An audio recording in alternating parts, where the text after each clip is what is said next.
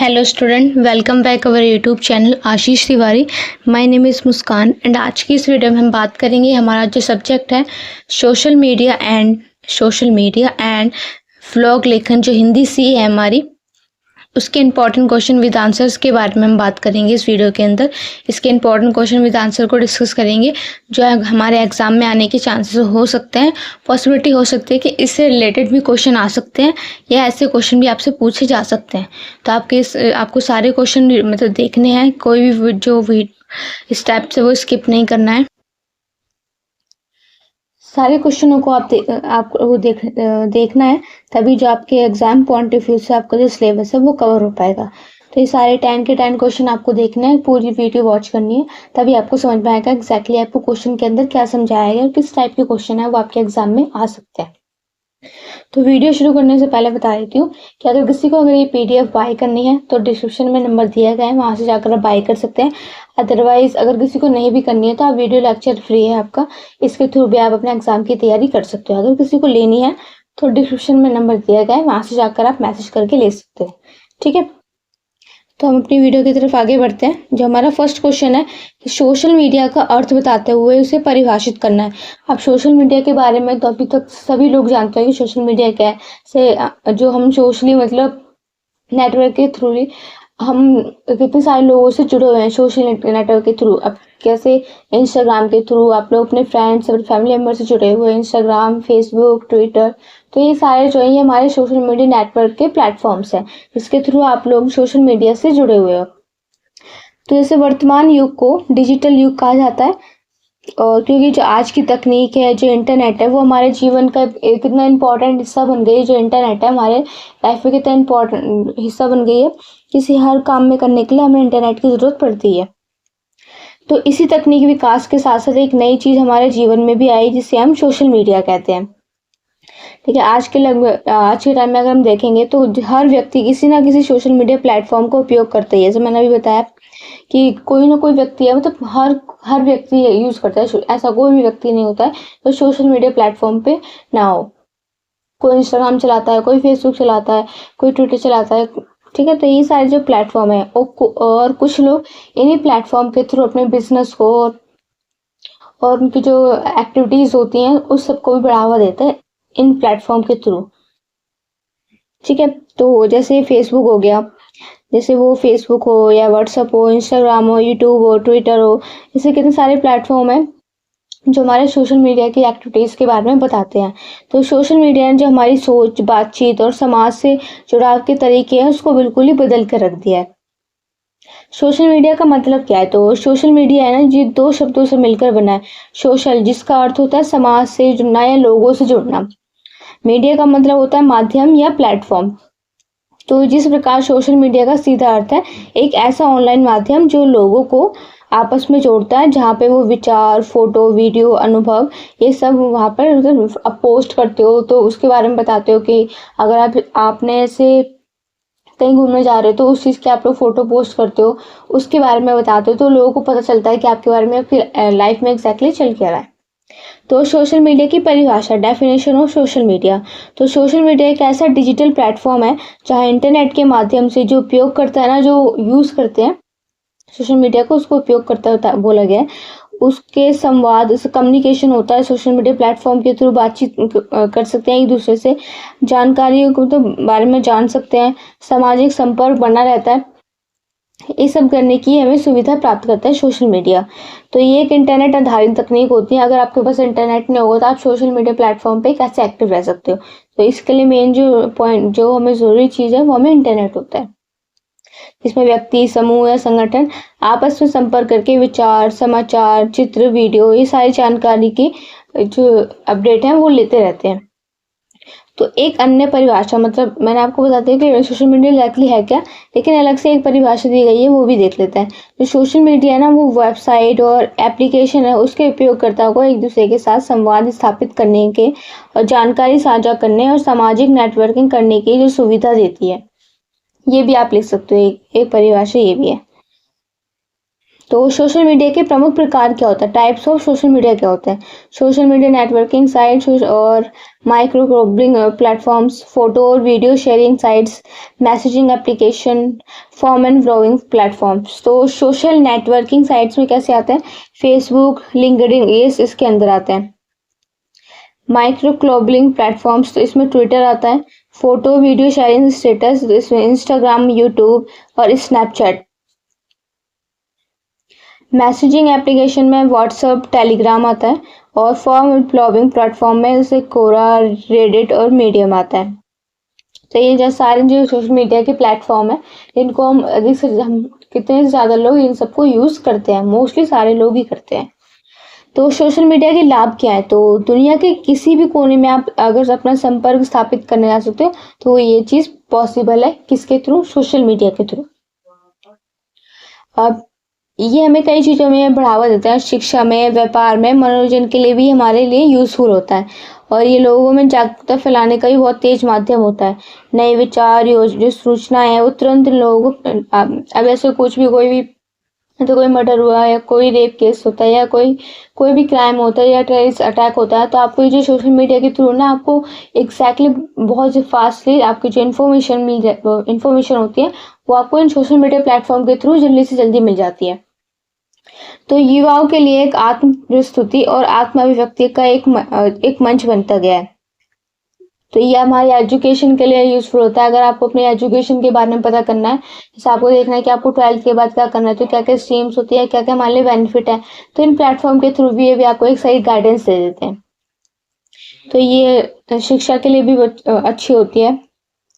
ठीक है, व्यापार में कोई भी हमें बिजनेस स्टार्ट करना है, और हमारे एंटरटेनमेंट के लिए भी होते हैं, जैसे इंस्टाग्राम रील्स वगैरह कितने, तो रील्स वगैरह हम लोग देखते हैं अपने एंटरटेनमेंट के लिए, यूट्यूब वगैरह, तो बहुत सारी चीजें ऐसी होती हैं। सोशल मीडिया की सीमाएं क्या होती हैं? तो वो जो फर्जी जो समाचार है, मतलब सोशल मीडिया पे ये चीज भी होती है, जो फेक न्यूज है वो भी मोस्टली देखने को मिलती है। और गोपनीयता की बहुत हानि होती है, कोई भी चीज़ प्राइवेट नहीं रहती है। साइबर क्राइम और ट्रोलिंग का खतरा भी रहता है इसमें। सोशल मीडिया के लाभ भी हैं लेकिन नुकसान भी है साथ में।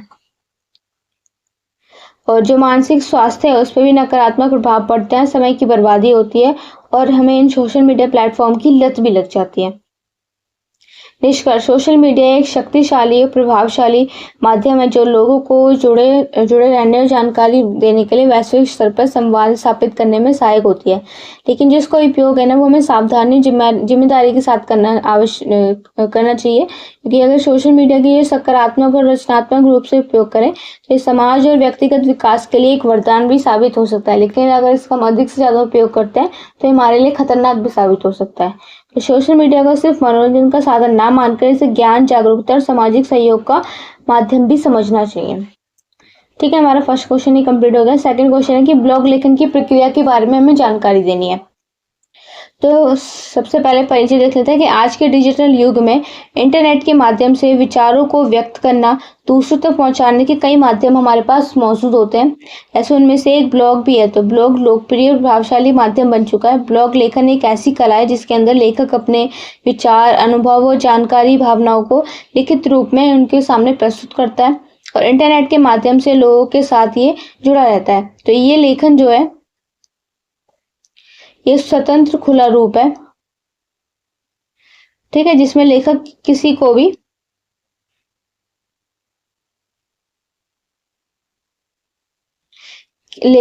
भी विषय पर लिखने की जो प्रक्रिया है उसको मतलब जो लिखने की जो प्रक्रिया होती है उसको पूरी आज़ादी देता है, जिसमें लेखक किसी भी विषय पर, मतलब आपको जैसे ब्लॉग लेखन आ गया और टॉपिक दे देता है कि आपको हाँ इस पे लिखना है, लेकिन आपको बोलता है कि राइट ए ब्लॉग पोस्ट।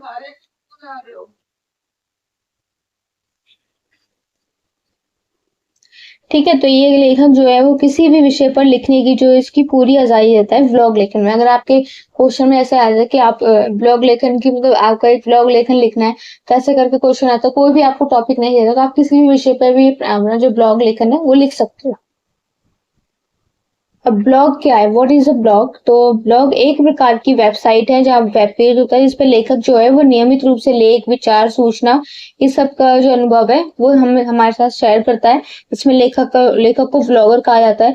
ब्लॉग किसी भी विषय पर हो सकता है, जैसे शिक्षा पर, यात्रा पे, खाना पे, जैसे यूट्यूब पे व्लॉग बनाते हैं, आपको बताते हैं अगर किसी जगह के बारे में कि हाँ ये चीज ऐसी है, तो किसी जगह किसी स्थान के बारे में बताते हैं, किसी फूड के बारे में बताते हैं, तो ये उन्हीं व्लॉग लेखन की बात उनके बारे में ही बताया गया है।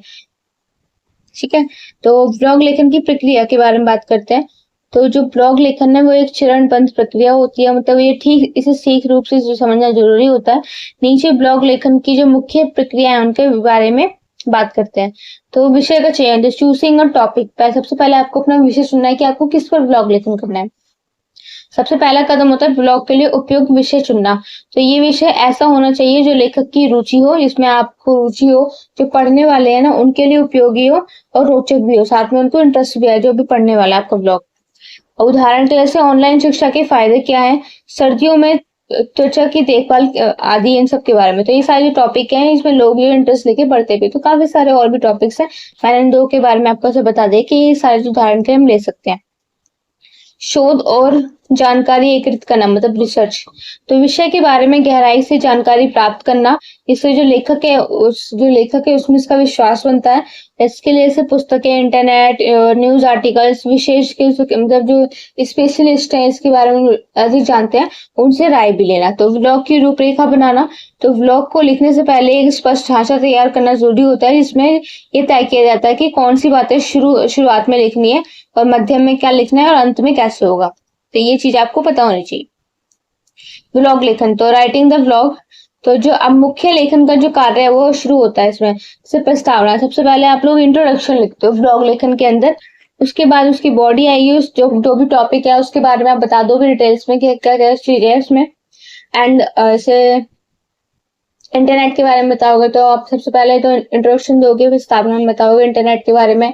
उसके बाद में इंटरनेट के यूजेस क्या होते हैं, उसके जो मिसयूज, मतलब वो हमारे किस किस तरह से खतरनाक हो सकता है इंटरनेट, उसके बारे में। तो ये जो बॉडी है ना उसके अंदर आप इसके कॉजेस क्लोजेस, मतलब इसके फायदे क्या है, इसके नुकसान क्या है, इस बॉडी जो मुख्य भाग है हमारा बॉडी, इसके अंदर बताओगे। उदाहरण भी आप इसके अंदर दे सकते हो, इसकी जानकारी पूरी। और निष्कर्ष में आप इसका कंक्लूजन दोगे, निष्कर्ष, तो लेखक का सारांश, लेखक का दृष्टिकोण क्या रहा, तो इसके बारे में हम लोग निष्कर्ष में बताते हैं। भाषा बिल्कुल सरल, स्पष्ट और पाठ्य मात्र होनी चाहिए, जो लोगों को समझ में आ जाए और उनको पढ़ने में भी वो इजी वे में लगे, मतलब उनको रोज मनोरंजन के रूप में उनको समझ में आ जानी चाहिए। तो संपादन और सुधार, तो ब्लॉग लेखन के जो लिखने के बाद उसे ध्यानपूर्वक पढ़ के उसमें जो भी गलतियां उसको सुधारना चाहिए, जैसे कि वर्तनों की गलतियां, मतलब जो मात्रा वगैरह है उन सब की गलतियां, वाक्य देख के वाक्य की समस्याएं कि हमने किस तरह के सेंटेंस उनका यूज किया है, और जानकारी की स्पष्टता, आपने जानकारी दी है वो ठीक लिखी है या नहीं। तो इससे आपने जो व्लॉग जो व्लॉग लिखा हुआ है उसकी जो गुणवत्ता है वो बढ़ती है, आपकी जो गलतियां हुई है उसमें गलतियों को आप सुधार लोगे तो आपका जो व्लॉग है बहुत अच्छा बन जाएगा। तो चित्र और लिंक जोड़ना, तो ब्लॉग लेखन में संबंधित चित्र, ग्राफ, वीडियो जोड़ने से अधिक जो आकर्षक बनता है। साथ में ये किसी स्रोत से जानकारी ली गई है जो उसका लिंक देना भी अच्छा होता है। तो व्लॉग को प्रकाशित करना, जब लेख पूरी तरह से तैयार हो जाए तो उसे व्लॉगिंग प्लेटफॉर्म जैसे वर्डप्रेस, व्लॉगर या मीडियम पर भी प्रकाशित किया जाता है। तो प्रचार और प्रतिक्रिया लेना, तो जो व्लॉग है वो प्रकाशित होने के बाद उसका प्रचार सोशल मीडिया के माध्यम से किया जाता है। पाठकों की प्रतिक्रिया से कमेंट्स में लेखक की प्रभावशीलता का आकलन भी किया जाता है और भविष्य में इसका सुधार भी किया जा सकता है। तो व्लॉग लेखन के लाभ क्या है, विचारों का जो विचारों को साझा करने में उसके लिए एक मंच तैयार होता है। जो लेखन कौशल इसका भी विकास होता है। दूसरों को जानकारी देने और उससे प्रेरित होने का भी अवसर प्राप्त होता है। ऑनलाइन पहचान और कमाई का साधन भी है ये, और करियर के नए अवसरों के लिए द्वार भी खोलता है। कंक्लूजन, तो ब्लॉग लेखन केवल एक लेखन जो कार्य नहीं है, बल्कि एक आत्म अभिव्यक्ति, ज्ञान वितरण, संवाद का एक सशक्त माध्यम है, जिसकी प्रक्रिया को सही ढंग से अपनाकर कोई भी व्यक्ति प्रभावशाली लोकप्रिय ब्लॉगर बन सकता है। इसके लिए निरंतर अभ्यास, रचनात्मक सोच और पाठकों की जो रुचि है उसको समझना आवश्यक है। यदि जो व्लॉग है उसकी ईमानदारी और लगन से सीखा जाए तो ये न केवल पाठकों को भी लाभ पहुंचाता है, बल्कि जो लेखक के व्यक्तित्व है उसके करियर को भी एक नई जो ऊंचाई देता है। थर्ड क्वेश्चन है, सोशल मीडिया का सामाजिक महत्व क्या था। तो परिचय की आज का युग जो है वो हाँ, तो आज के टाइम में जो डिजिटल क्रांति का ये एक युग बन चुका है, विज्ञान और तकनीक के क्षेत्र में तेजी से विकास कर रहा है और हमारे पूरे जीवन को इसने बदल दिया है। तो इसके बदलाव से सबसे जो बड़ा उदाहरण है वो है सोशल मीडिया। ये एक ऐसा माध्यम है जो न केवल लोगों को आपस में जोड़ता है बल्कि समाज को भी नए तरीकों से प्रभावित करता है। सोशल मीडिया का जो सामाजिक महत्व है वो दिन प्रतिदिन बढ़ता जा रहा है और जो हमारे जीवन के हर क्षेत्र में ये हमारी एक गहरी छाप छोड़ता जा रहा है। दिन प्रतिदिन इसका जो प्रभाव है बढ़ता जा रहा है। सोशल मीडिया का अर्थ, तो सोशल मीडिया एक ऐसा डिजिटल प्लेटफॉर्म है जहां लोग आपस में विचार, जानकारी, समाचार, अनुभव और भावनाओं को साझा करते हैं, मतलब कि आपस में शेयर करते हैं। Facebook, Instagram, WhatsApp, Twitter, YouTube, ये सभी इसके प्रमुख उदाहरण है सोशल मीडिया के। तो सोशल मीडिया का सामाजिक महत्व क्या है? सूचना और जागरूकता का माध्यम। तो जो सोशल मीडिया उसमें ताजा खबर, सरकारी योजनाएं, स्वास्थ्य संबंधित जानकारियां, सामाजिक जो मुद्दे हैं उस सबसे जुड़ी सभी जानकारियां तेजी से फैलती हैं और इसमें लोग जागरूक भी होते हैं और अपने अधिकार, जो उनके अधिकारों के प्रति सचेत होते हैं, मतलब जागरूक होते हैं। मेनली यही पॉइंट है। समाज में संवाद और संपर्क, तो ये लोगों को जोड़ने का सबसे तेज माध्यम होता है। चाहे कोई भी व्यक्ति देश में हो या विदेश में, सोशल मीडिया से हम सभी लोग उन सबसे जुड़ सकते हैं, उनसे बात कर सकते हैं। जनमत में निर्माण में सहायक, तो कोई भी सामाजिक राजनीतिक मुद्दा जब सोशल मीडिया पर आता है तो लोग उस पर खुलकर अपनी राय देते हैं, इससे जनमत बनता है, मतलब सभी लोग देखते हैं, उसकी राय, उसके बारे में अपनी राय भी देते हैं। तो कई बार सरकारों को भी अपनी नीतियां बदलनी पड़ती है इन सब के थ्रू। तो जो सामाजिक आंदोलन है और समर्थन है, तो सोशल मीडिया ने कई सामाजिक आंदोलन को जन्म दिया, जैसे मी टू और ब्लैक लाइव्स मैटर, जो स्वच्छ भारत अभियान। तो लोग अपने विचारों और समर्थन का खुले रूप से प्रकट करते हैं, इससे सामाजिक बदलाव है वो संभव हो सकता है। शिक्षा और जागरूकता का साधन, तो जो ऑनलाइन जो कॉलेज हैं, शैक्षणिक वीडियो है, लाइव वेबिनार है, शैक्षणिक जो पेज है, उसके माध्यम से छात्र शैक्षणिक सोशल मीडिया का उपयोग ज्ञान के प्रसार के लिए भी कर रहे हैं। आपदा और संकट में सहायता, तो जब कहीं प्राकृतिक आपदा या कोई भी सामाजिक संकट आता है तो सोशल मीडिया के थ्रू लोगों को उनके जरिए में तो उनको अपडेट दी जाती है कि यहाँ पर ये वाला संकट आया, ये प्राकृतिक आपदा आने की चांसेस है। तो ये उनको पहले ही बताया जैसे लोग जो है दूसरों की मदद कर सके वहां पे रहने वाले। और जैसे कोविड-19 महामारी के समय में लोगों ने प्लाज्मा, अस्पताल, ऑक्सीजन, ये सारी इन सब की जानकारी के माध्यम से इसको प्राप्त किया था।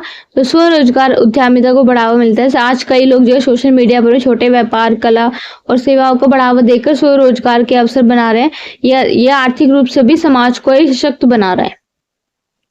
सांस्कृतिक आदान प्रदान, तो जो सोशल मीडिया है उसके जरिए विभिन्न जो भाषाएं, परंपराएं, सांस्कृतिक है, उनको समझने का भी अवसर मिलता है हमें, इससे सामाजिक और समरसता भी बढ़ती है। नुकसान भी है इसके, लिमिटेशन टू बी नोटेड, तो नुकसान देख लेते हैं। सोशल मीडिया है जो, इसका सामाजिक महत्व बहुत है पर इसके कुछ दुष्प्रभाव भी, मतलब नुकसान भी है। वो क्या है, जो फेक न्यूज और अफवाहों को भी ये बहुत जल्दी फैलाता है और समाज में नफरत और द्वेष की जो भावना है उसको फैलाने का खतरा भी रहता है इससे। और गोपनीयता की भी हानि होती है, कोई भी चीज ऐसे प्राइवेट नहीं होती, सबकी लाइफों के बारे में, मतलब कोई भी जो नई अपडेट आ रही है उसके बारे में बहुत जल्दी से अपडेट कर देता है। तो साइबर बुलिंग और जो मानसिक तनाव है, ये सारी चीजें देखने को मिलती है, इसलिए इसके प्रयोग में सावधानी और समझदारी होनी आवश्यक है। निष्कर्ष, सोशल मीडिया एक ऐसा सशक्त सामाजिक उपकरण बन चुका है, ये समाज को जोड़ने और जागरूक करने और सुधारने में और आगे बढ़ाने में महत्वपूर्ण भूमिका निभा रहा है। यदि इसका उपयोग सकारात्मक रूप से किया जाए तो एक बेहतर, शिक्षित और सशक्त समाज के निर्माण में सहायक हो सकता है। और हमें इसके जो उपयोग में जिम्मेदारी और समझदारी दिखानी चाहिए, तभी जो इसका उपयोग है सामाजिक महत्व और आर्थिक जो इसका सार्थक है वो हो पाएगा। क्वेश्चन नंबर 4 है, सर्व शिक्षा अभियान के लिए सोशल मीडिया हेतु एक विज्ञापन तैयार करना है। तो सर्व शिक्षा अभियान के लिए सोशल मीडिया के हेतु विज्ञापन, तो विषय हमारा शिक्षा का दीप जलाएं और हर बच्चे को स्कूल पहुंचाएं। ठीक है, ये आपने एक थॉट लिख दिया अपना। और विज्ञापन सामग्री, शीर्षक लिखेंगे, पढ़ेगा भारत तभी तो बढ़ेगा भारत। तो क्या आप चाहते हैं कि भारत आगे बढ़े? तो आइए मिलकर करें एक संकल्प, हर बच्चा स्कूल जाए और शिक्षा पाए।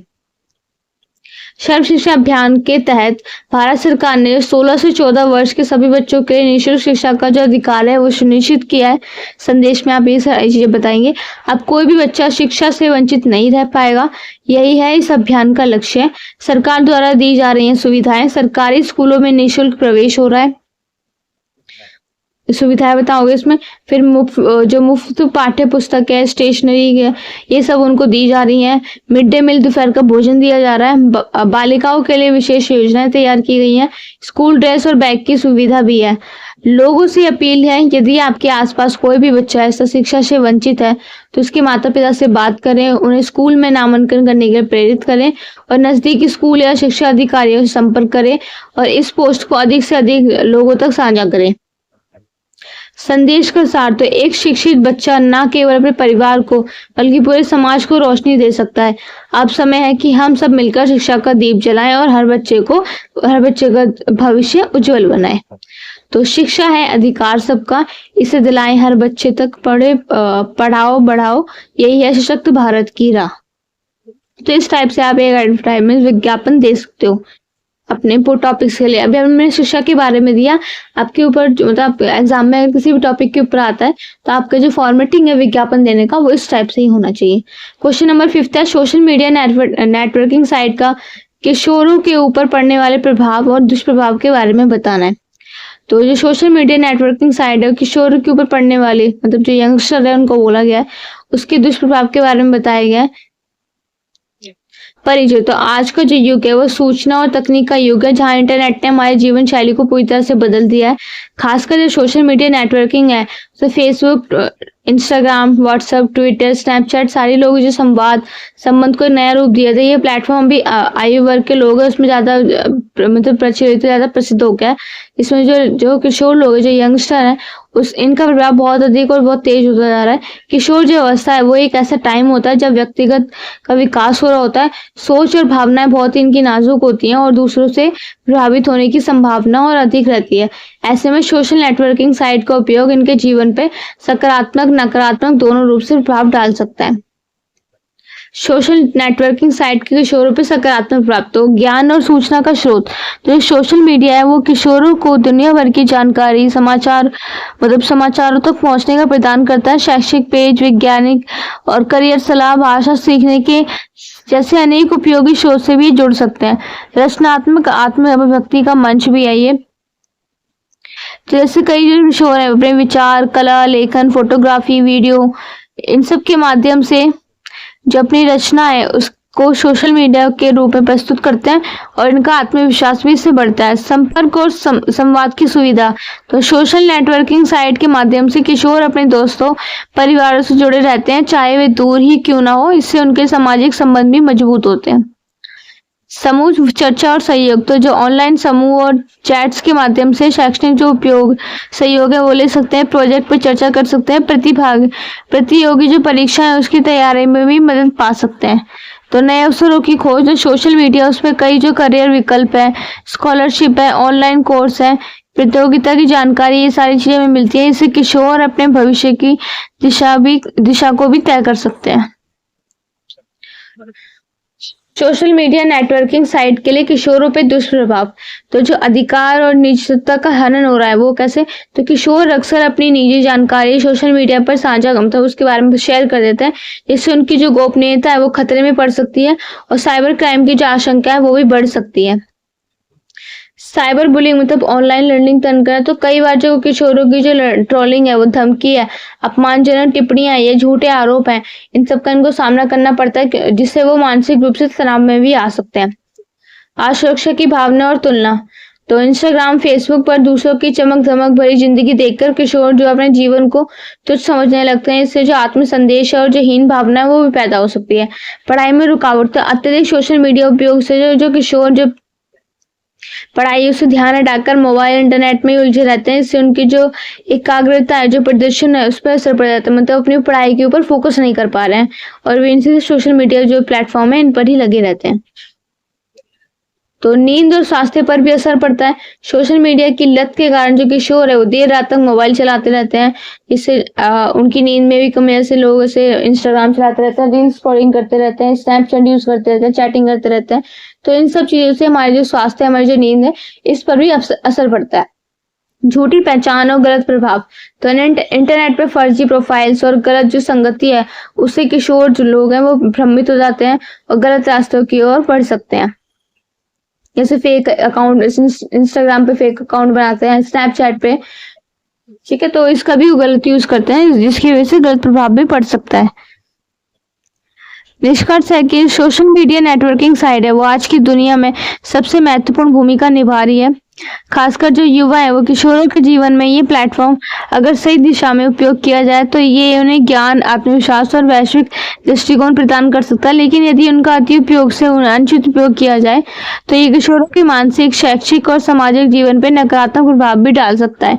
इसलिए यह आवश्यक है कि किशोरों का सोशल मीडिया के रूप में उसको संतुलित, सुरक्षित और सकारात्मक उपयोग के लिए उसको शिक्षित किया जाए। तो माता पिता, शिक्षक समाज को मिलकर ये प्रयास करना चाहिए कि सोशल मीडिया और किशोरों के लिए वरदान बने, उनके लिए अभिशाप नहीं। क्वेश्चन नंबर 6 है, सोशल मीडिया पर चुनाव से संबंधित जो तर्क निर्मित करने वाली जो खबरें हैं उसकी रिपोर्ट तैयार कीजिए। सबसे पहले इंट्रोडक्शन लिखेंगे। आज के डिजिटल युग में सोशल मीडिया एक अत्यंत प्रभावशाली माध्यम बन चुका है। Facebook, Twitter, Instagram, WhatsApp, YouTube जैसे जो प्लेटफॉर्म है, इन पर हर दिन करोड़ों लोग विचार और जानकारी को एक दूसरे में शेयर करते हैं। ये माध्यम जितना शक्तिशाली है उतना ही संवेदनशील भी है, विशेषकर चुनावों के समय। तो चुनाव लोकतंत्र का सबसे महत्वपूर्ण पर्व होता है जिसमें नागरिकों का सही जानकारी के आधार पर निर्णय लेना आवश्यक होता है। लेकिन जब सोशल मीडिया पर भ्रमित करने वाली जो जैसे फेक न्यूज होती है, वो सारी जो खबरें फैलाई जाती हैं, तो इससे जनता को सोचने की जो क्षमता है वो प्रभावित होती है और निष्पक्ष चुनाव जो प्रक्रिया है उसको नुकसान भी पहुंचाया जा सकता है। तो ये रिपोर्ट सोशल मीडिया पर चुनाव से संबंधित फैलाने झूठी जो खबर है उनको फैलाने वाली उसके सामाजिक प्रभाव पे भी केंद्रित की गई है। तो दिक् निर्भीत करने वाली खबरें क्या होती हैं, मतलब ध्यान भटकाने वाली, तो ये वो खबरें होती हैं जो जानबूझकर गलत तथ्यों के साथ साथ फैलाई जाती हैं, मतलब झूठी फेक न्यूज, मतलब झूठी बातें उसमें बताई जाती हैं जो लोगों की सोच को निश्चित दिशा में मोड़ सके, उस जिसमें मतलब उनकी सोच को उस दिशा में मोड़ सके जहाँ पे वो चाहते हैं।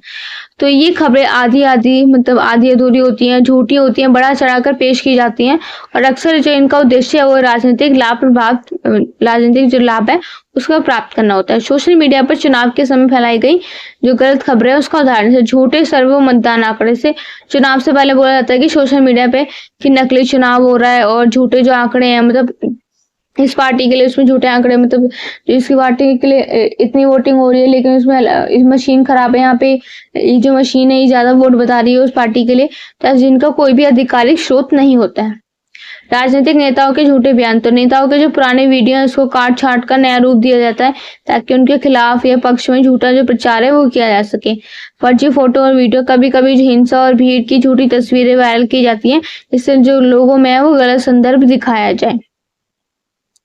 तो मतदान प्रक्रिया से जुड़ी जो अफवाहें हैं, जैसे कुछ लोग जो सोशल मीडिया पर यह डालते हैं कि वोटिंग मशीन में, से मैंने बताया वोटिंग मशीन में गड़बड़ी है या किसी विषय वर्ग के लोगों को वोट नहीं गिना जाएगा, जिससे जो भ्रम है ये सारी जो फेक न्यूज वगैरह है ये फैलाई जाती है चुनाव के टाइम में। फर्जी समाचार वेबसाइट पेज। तो चुनाव के दौरान कुछ फर्जी वेबसाइट, सोशल मीडिया पर ये पेज बनाए जाते हैं, इससे जनता को गुमराह करने वाली जो खबरें हैं वो फैलाई जाती हैं। तो ये तर्क निर्भीत जो खबरें है उसका समाज और लोकतंत्र पर प्रभाव पड़ता है, जनता में भ्रम और अविश्वास फैल जाता है, चुनावों को निष्पक्षता पर सवाल उठ जाता है कि वो लोग निष्पक्ष रूप से चुनाव नहीं करवा रहे हैं, समाज में तनाव और विभाजन की स्थिति बन जाती है, राजनीतिक दलों के बीच कुटता और आरोप जो प्रत्यारोप है वो बढ़ते रहते हैं, मतदान का ध्यान असली मुद्दों से हट जाता है। तो इन खबरों को रोकने के क्या प्रयास है? फैक्ट चेकिंग वेबसाइट है, ऑल्ट न्यूज बॉम्ब और लाइक फैसिलिटी जैसे प्लेटफॉर्म में झूठी खबरों की सत्यता को जांचने में मदद करते हैं। चुनाव आयोग की निगरानी। तो भारत का चुनाव आयोग सोशल मीडिया पर नजर रखता है और गलत जानकारी फैलाने वालों के खिलाफ कार्रवाई भी करता है। आईटी अधिनियम के तहत कानूनी कार्रवाई। तो फेक न्यूज फैलाने पर दंडात्मक कार्रवाई भी की जा सकती है। तो जन जागरूकता, नागरिकों को जागरूक करना बहुत ही आवश्यक है। किसी भी खबर को वो शेयर करने से पहले उसकी पुष्टि कर लें। तो सोशल मीडिया जो प्लेटफॉर्म है उसकी भूमिका ये रहती है, जैसे कंपनी है जैसे जो मेटा, फेसबुक और एक्स, ट्विटर, यूट्यूब जैसे जो फेक जो कंटेंट है उसको हटाने के लिए ऑटोमेटिकली सिस्टम होता है और रिपोर्टिंग टूल्स को ये इस्तेमाल भी करती है। निष्कर्ष देख लेते हैं। चुनाव किसी भी लोकतंत्र की नींव होते हैं। अगर उस नींव की झूठी खबरों में उसे हिला दिया जाए तो पूरे देश के भविष्य पे एक प्रश्न चिन्ह लग सकता है। और सोशल मीडिया एक ताकतवर मंच है, लेकिन इसकी जो ताकत है उसका दुरुपयोग ना हो, ये सुनिश्चित करना हो कि हम सभी की जिम्मेदारी है और ये हर नागरिक को करना चाहिए। वह सोच समझकर सूचनाओं को जानकारी ले, जिसे स्रोतों की पुष्टि करे, अफवाहों से बचकर सच को पहचाने पहले, फिर एक जिम्मेदार नागरिक बनकर लोकतंत्र की जो गरिमा है उसको बनाए रखें। तो नेक्स्ट क्वेश्चन है हमारा क्वेश्चन नंबर 7। निजी ब्लॉग तैयार करते समय किन बातों का हमें ध्यान रखना है, वो आवश्यक कितना है, इसके बारे में बताइए। तो परिचय कि आज के डिजिटल युग में हर व्यक्ति अपने विचार, अनुभव, ज्ञान इन सब के बारे में अपनी दुनिया के साथ ही सारी चीजें अपने शेयर करता है सोशल प्लेटफॉर्म के थ्रू। तो जो निजी ब्लॉग है इसके लिए एक बेहतरीन माध्यम है। एक निजी ब्लॉग है वो स्थान होता है जहाँ कोई भी व्यक्ति अपनी जो रुचि है, पोस्ट है, जो अनुभव है, जानकारी है वो लेख के रूप में प्रस्तुत करता है। लेकिन एक सफल और प्रभावशाली ब्लॉग बनाने के लिए केवल जो लेखन जो प्रक्रिया है वो एक पर्याप्त होती है, लिमिटेशन होती है, बल्कि इसके लिए जो कुछ महत्वपूर्ण बातें हैं उसका हमें ध्यान रखना भी जरूरी होता है। ये लेख उन्हीं बातों के बारे में हमें बताता है जिनका ध्यान रखना एक अच्छा निजी ब्लॉग तैयार करने के लिए हमें जरूरी होता है। ठीक है, तो इसके पॉइंट्स क्या है। विषय का चयन, सिलेक्शन ऑफ टॉपिक। तो ब्लॉग की जो सफलता है उसका सबसे पहला सबसे महत्वपूर्ण कदम होता है कि सही विषय का चयन होना चाहिए हमें, जिसमें आपकी रुचि हो, उसके बारे में जिस पर आपकी पकड़ और आपको उसके बारे में अच्छे से जानकारी हो और जो पाठकों के लिए उपयोगी भी हो और उनके लिए रोचक भी हो। तो इस टॉपिक के ऊपर आपको निजी लेखन लिखना होता है। जैसे यात्रा, उदाहरण के हम देख लेते हैं, यात्रा पर, खाना, शिक्षा, तकनीक, फैशन, मोटिवेशन, व्यक्तिगत अनुभव, स्वास्थ्य। तो इन से चीजों पे लेखन लिख सकते हैं। तो लक्षित जो पाठ्य वर्ग की पहचान है, तो यदि आपका जो व्लॉग है वो किन लोगों के लिए है ये तय करना बहुत जरूरी होता है। यदि आप छात्र के लिए लिख रहे हैं तो भाषा सरल और जानकारी पूर्ण होनी चाहिए। यदि आप तकनीकी विषयों पर लिखते हैं तो भाषा थोड़ी तकनीकी स्पष्ट होनी चाहिए। पाठकों की जो आयु है वो रुचि और जरूरतों के अनुसार समृद्ध बनती रहती है, मतलब सामग्री उसकी तैयार रहती है उसके अनुसार। स्पष्ट और प्रभाव लेखन, तो भाषा सरल, स्पष्ट और व्याकरण सही होनी चाहिए। लंबी लंबी बातों की बजाय संक्षिप्त और सीधे शैली पॉइंट्स में आपको इसको बताना चाहिए। पैराग्राफ छोटे रखने चाहिए। उपशीर्षक और बुलेट जो पॉइंट्स है उसको यूज करना चाहिए। जहां आवश्यक हो वहीं पर उदाहरण दे। तो नियमितता और निरंतरता, तो जो ब्लॉग लेखन है उसमें नियमित रूप से इसको प्रकाशित करना चाहिए। इसमें पाठकों का जो भरोसा है वो बना रहता है, वो बार बार आपके ब्लॉग पर ही आते हैं। तो यदि ब्लॉग कई महीनों तक निष्क्रिय रहता है और पाठकों की रुचि फिर इसमें, मतलब आप ब्लॉग बना रहे हो, कुछ टाइम तक आपने ब्लॉग डालना बंद कर रखा कुछ टाइम तक, तो उसमें जो पाठकों की रुचि है वो कम होने लग जाती है। आपके जो आपने जो बिजनेस स्टार्ट किया है लेखन का, ब्लॉग लेखन का, या कोई चैनल है इस पे भी आप ये सब करते हो, तो उसमें भी लॉस होने लगता है, क्योंकि आप लोग इसे डाल नहीं रहे हो। तो आपके जो पढ़ने वाले पाठक हैं वो धीरे धीरे उस चीज से दूर होते जा रहे हैं, वो कोई नया प्लेटफॉर्म ढूंढ लेते हैं फिर इस चीज के लिए। तो मौलिकता, तो ओरिजिनली आपका जो कंटेंट है वो पूरी तरह से मौलिक और स्वयं का होना चाहिए। कॉपी पेस्ट किया गया लेख पाठकों की नजर में आपकी विश्वसनीयता, आपकी जो विश्वास है उसको घटा देता है और कम कर देता है। और गूगल जैसे ऐसे सर्च इंजन भी ऐसे ब्लॉग को रैंक नहीं करते हैं। एसईओ, सर्च इंजन ऑप्टिमाइजेशन का, तो यदि आप चाहते हैं कि आपका जो ब्लॉग है वो अधिक लोगों तक पहुंचे तो आपको कुछ जो एसईओ तकनीकों का उपयोग करना चाहिए। इसके बारे में आप सभी जानते होंगे। उचित जो कीवर्ड है उसका चयन करना चाहिए। आकर्षक शीर्षक होना चाहिए। मेटा वीडियो में तो डिस्क्रिप्शन होना चाहिए। लिंक्डइन तो आंतरिक और बाहरी रूप से, और इमेज में ऑल टेक्स्ट देना चाहिए। आकर्षक डिजाइन और यूजर इंटरफेस, तो जो ब्लॉग है उसका डिजाइन आकर्षक, सरल और मोबाइल फ्रेंडली होना चाहिए। साफ सुथरी लेआउट होना चाहिए और तेज लैंडिंग स्पीड होनी चाहिए। स्पष्ट नेविगेशन मेन्यू होना चाहिए। पाठकों के लिए कमेंट करने और फीडबैक देने की सुविधा भी होनी चाहिए। चित्र, वीडियो और मीडिया का उपयोग, तो केवल टेक्स्ट से ब्लॉग बोरिंग हो सकता है, इसलिए अच्छी गुणवत्ता वाले चित्र, चार्ट, वीडियो और इन्फोग्राफिक का उपयोग करना चाहिए, जिससे जानकारी अधिक प्रभावशाली बनी रहे। पाठकों से संवाद बनाए रखना चाहिए, तो पाठकों के जो कमेंट्स है उसका उत्तर दें, उनके सुझावों का स्वागत करें और सोशल मीडिया के जरिए ब्लॉग को साझा करें। इससे एक स्थायी पाठक वर्ग बनता है। भाषा और अभिव्यक्ति की शुद्धता, तो भाषा शुद्ध होनी चाहिए, विचारों को अभिव्यक्ति स्पष्ट होनी चाहिए, व्याकरण और वर्तनी की गलतियां जो भी गलतियां है उसको हमें सुधार लेना चाहिए, और इससे जो ब्लॉग की जो विश्वसनीयता है वो बढ़ जाती है। निष्कर्ष, तो जो निजी ब्लॉग बनाना है उसे प्रभावशाली रूप से उसको प्रस्तुत करना है। एक रचनात्मक निजी जो लेखन की जो प्रक्रिया है वो मतलब सीखने की प्रक्रिया होती है। यदि वो सही सोच, नियमितता और पाठकों की आवश्यकताओं को ध्यान में रखकर ब्लॉग तैयार किया जाए तो वो न केवल लोकप्रिय बनता है बल्कि जो लेखन की पहचान है उसको भी स्थापित करता है। इससे जब भी निजी ब्लॉग लेखन की प्रक्रिया को उसको स्टार्ट किया जाए तो प्रयुक्त बातों को सबका ध्यान रखना चाहिए। यही बातें आपके ब्लॉग को सफल, आकर्षक और उपयोगी भी बनाने में मदद करती हैं। क्वेश्चन नंबर 8 है, सोशल मीडिया पर खेले जाने वाले खेलों पर अपना एक आलेख तैयार कीजिए। तो इंटरनेट और डिजिटल तकनीक ने हमारे जीवन के हर क्षेत्र में प्रभावित किया है। इससे मनोरंजन को भी एक प्रमुख हिस्सा, जहाँ पर जो खेल मैदान है और जो घरों में खेले जाते हैं, इन आज वो स्मार्टफोन और कंप्यूटर की स्क्रीनिंग पर ही सिमट जाते थे। पहले के जो गेम्स होते थे वो बाहर खेलते थे, घरों में कुछ गेम खेले जाते थे वो लोग खेलते थे, और कुछ जो गेम्स है बाहर इंडोर आउटडोर गेम्स हम लोग खेलते थे पहले। लेकिन जब से ये स्मार्टफोन, लैपटॉप, ये सब चीजें आई हैं तो लोग घर में ही रहकर रहते हैं, उस इन सभी स्क्रीनों में लगे रहते हैं। बाहर बाहर की कोई गेम नहीं खेलते, ना इंडोर ना आउटडोर, सारे गेम्स बंद हो गए हैं। तो सोशल मीडिया प्लेटफॉर्म जैसे फेसबुक, इंस्टाग्राम, स्नैपचैट, यूट्यूब पर आजकल ऑनलाइन गेम्स का ज्यादा चल रहा है। इन खेलों ने ना केवल जो मनोरंजन का साधन है उसको नया साधन दिया है, बल्कि लोगों के व्यवहार, सोच और समय प्रबंधन को भी प्रभावित किया है। सोशल मीडिया पर खेले जाने वाले खेल क्या है? तो सोशल मीडिया पर खेले जाने वाले खेल वो खेल होते हैं इसमें हम सीधे सोशल मीडिया ऐप, वेबसाइट के माध्यम से खेल सकते हैं। ये गेम आमतौर पर हल्के, तेज और इंटरेक्टिव होते हैं, जिनका उद्देश्य मनोरंजन, प्रतिस्पर्धा, दोस्तों के साथ जुड़ाव को बनाए रखता है। जैसे फेसबुक गेम्स में हो गया candy crush, formalin, 8 ball balloons. ठीक है, इंस्टाग्राम किंग्स बॉल्स, ट्रेंडी और ये सब चैलेंजेस। स्नैपचैट में लेंस गेम्स हो गए, और व्हाट्सएप पर भेजे जाने वाले जो पजल्स और प्रश्नोत्तरी हैं, ये सारी चीजें आ गई इसमें। तो इन खेलों की जो लोकप्रिय प्रकार जैसे कैजुअल गेम्स हो गए, सरल और मनोरंजन, जैसे candy crush, ludo, bubble shooter, ये सारे गेम। और ब्रेन गेम्स जो होते हैं वो तर्क, सामान्य ज्ञान और गणना पर आधारित होते हैं, जो व्हाट्सएप, इंस्टाग्राम और फेसबुक स्टोरीज के माध्यम से खेले जाते हैं। चैनल आधारित जो गेम होते हैं जैसे 10 ईयर चैलेंज होता है, गैस द सॉन्ग और इमोजी पजल्स, तो ये सारे सोशल मीडिया पर वायरल हो सकते हैं। और मल्टीप्लेयर जो गेम्स हो दोस्तों के साथ लाइव जो हम खेल सकते हैं, जैसे चेस, लूडो किंग, पबजी, हालांकि ये अलग ऐप से चलते हैं पर सोशल मीडिया के जरिए ही जुड़े रहते हैं ये। सोशल मीडिया खेलों के प्रभाव, तो सकारात्मक प्रभाव क्या होते हैं? मनोरंजन का स्रोत, तो ये खेल तनाव कम करने और खाली समय बिताने के लिए बहुत उपयोगी होता है। मित्रों और परिवारों से जुड़ाव, तो ऑनलाइन गेम्स के माध्यम से दूर बैठे लोग भी एक दूसरे से जुड़े रहते हैं। सोचने समझने की क्षमता है उसमें विकास होता है। कुछ गेम जैसे किंग्स और पल्स जो दिमागी रूप से कसरत के लिए फायदेमंद होते हैं। प्रतिस्पर्धा की भावना, स्कोर शेयर करने और लीडर बोर्ड को देखने से इसकी प्रतिस्पर्धा भी बढ़ती है।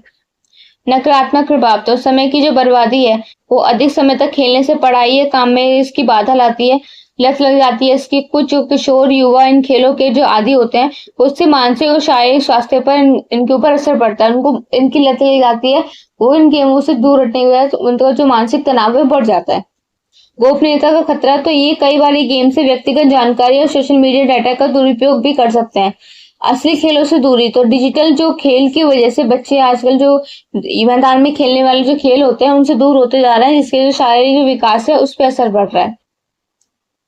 निष्कर्ष, तो सोशल मीडिया पर खेले जाने वाले जो खेल हैं उसकी युवा पीढ़ी के जीवन के लिए बड़ा हिस्सा बन चुके हैं। ये खेल जहां एक मनोरंजन और मानसिक विकास के साधन बने हैं, वहीं दूसरी तरफ यदि इनका संतुलित उपयोग किया जाए तो ये जो लत का रूप ले लेती है, इसकी आवश्यकता है कि इनकी मतलब ये जो लत का जो रूप भी ले सकती है अगर हम अल्टीमेटली मतलब लिमिटेड, हम लोग को कोई भी ऑनलाइन गेम्स या कोई भी प्लेटफॉर्म यूज कर रहे हैं उसको हमें एक लिमिट में यूज करना चाहिए।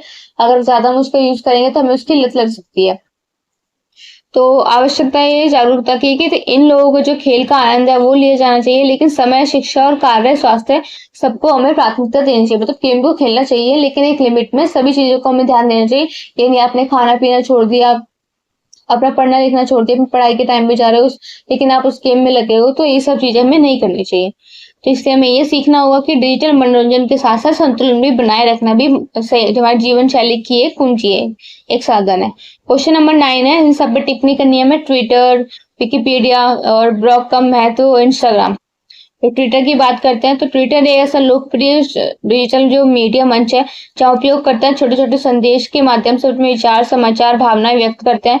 और ये मंच जो राजनेता है, पत्रकार है, सेलिब्रिटीज है, आम जनता है, उनके बीच में संवाद का साधन बन गया है। चुनाव, सामाजिक आंदोलन और जो वैश्विक घटनाएं है उस पर प्रतिक्रिया देने के लिए ट्विटर एक प्रभावशाली उपकरण के रूप में सामने आया है। तो अभी कुछ वर्षों में यह जनमित निर्माण, सूचना प्रसार का एक तेज माध्यम भी बन चुका है। विकिपीडिया, तो विकिपीडिया ऐसा मुक्त ज्ञानकोश है जहाँ जो विश्व के जो लेखक हैं, स्वयं सेवक मिलकर सामग्री का निर्माण, संपादन करते हैं, जहाँ लगभग हर विषय पर जानकारी उपलब्ध कराता है। वह भी कई भाषाओं में शिक्षार्थी, शोधकर्ता और आम जो पाठक है उनके लिए एक उपयोगी और सहज स्रोत है। हालांकि इसकी जो सामग्री जब उपयोगकर्ता द्वारा संपादित की जाती है, फिर भी यह शैक्षिक और जानकारीपूर्ण उद्देश्य के लिए विश्वसनीय भी माना जाता है। ब्लॉग का महत्व, तो ब्लॉग जो इंटरनेट पर व्यक्तिगत या विषय विशेष लेखन का एक सशक्त माध्यम है। यहाँ लेख को अपनी रुचि, मतलब सोच, अपने अनुभव और विशेषता रचनात्मक दुनिया के सामने इसको प्रस्तुत करने का एक अवसर देता है हमें। जो ब्लॉग लेखन है वो समाचार पत्र, तकनीक, जीवन शैली, स्वास्थ्य, इन सभी के विषय पर होता है। जो ब्लॉग न केवल स्वतंत्र अभिव्यक्ति के माध्यम होता है, बल्कि ये जो करियर, रोजगार, इन सब का जरिया भी बन चुका है। तो डिजिटल पत्रकारिता और कंटेंट मार्केटिंग में भी ब्लॉग की भूमिका अत्यंत महत्वपूर्ण है। तो इंस्टाग्राम एक ऐसी छवि और वीडियो आधारित सोशल मीडिया प्लेटफॉर्म है जो विशेष रूप से युवाओं के बीच अत्यधिक लोकप्रिय है, जिसमें लोग जो फोटो, रील्स और स्टोरीज, लाइव वीडियोस है उन सबके शेयर करते हैं। इंस्टाग्राम पे ब्रांड प्रमोशन, फैंस और कला, जो ट्रैवल्स है, फिटनेस है, इन सब जुड़े कंटेंट हैं वो ज्यादा देखे जाते हैं। तो आज ये जो केवल मनोरंजन का साधन नहीं बल्कि डिजिटली जो मार्केटिंग है उसके इन्फ्लुएंसर संस्कृति का भी एक केंद्र बन गया है। ठीक है, तो हमारे सारे क्वेश्चन है वो कवर हो गए। किसी का कोई डाउट है तो आप कमेंट बॉक्स में पूछ सकते हैं। इसकी वीडियो और इससे रिलेटेड कोई भी आपके डाउट्स हैं तो आप पूछ सकते हैं। इसकी पीडीएफ नीचे डिस्क्रिप्शन में नंबर दिया गया है, उस पर जाकर मैसेज करके आप पीडीएफ बाय कर सकते हैं। अदरवाइज आप वीडियो देखकर भी अपनी स्टडी को कंप्लीट, अपने जो एग्जाम की तैयारी है उसको कंप्लीट कर सकते हैं। अब मिलते हैं हमारी नेक्स्ट वीडियो में। नेक्स्ट आपका एग्जाम कौन सा है वो आप कमेंट बॉक्स में कमेंट करके हमें बता दीजिए, तो नेक्स्ट वीडियो उस पर अपलोड कर दिए जाएंगे। तो मिलते हैं हमारी नेक्स्ट वीडियो में। Thank you for watching, all the best for exam.